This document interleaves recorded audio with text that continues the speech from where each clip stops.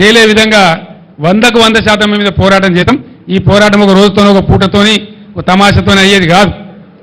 సమస్యలు పరిష్కారం అయ్యేదాకా ప్రజల పక్షాన ఉండడమే మా బాధ్యత.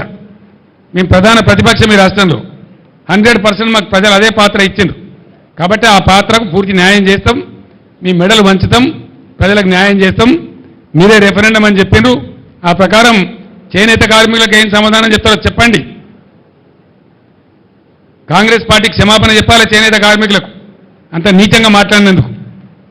వాళ్ళకి ఆర్డర్లు ఇవ్వాలి వెంటనే, తర్వాత పాత బకాయిలు చెల్లించాలి వెంటనే, లేకపోతే ఊరుకోం, లీగల్ బ్యాటిల్ కూడా పోతాం. ఈ విధంగా చేస్తామని చెప్పి తెలియజేస్తూ ఈరోజు నా యాత్రలో పాల్గొనే ఎండ ఉన్నా నా యాత్రలో పాల్గొన్నటువంటి నాయకులకు, కార్యకర్తలకు, అదేవిధంగా వచ్చి వాళ్ళ సమస్యలు చెప్పిన రైతులకు కూడా కృతజ్ఞతలు తెలియజేస్తూ థ్యాంక్ యూ సో మచ్ అండి. ఈరోజు no politics please please please please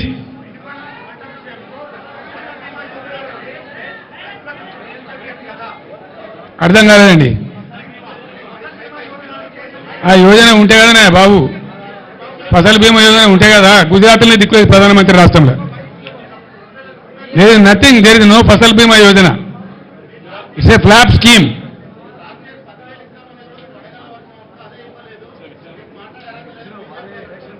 బీజేపీకి ఒక ముడ్డిముఖం ఉన్నదండి ఈ రాష్ట్రంలో.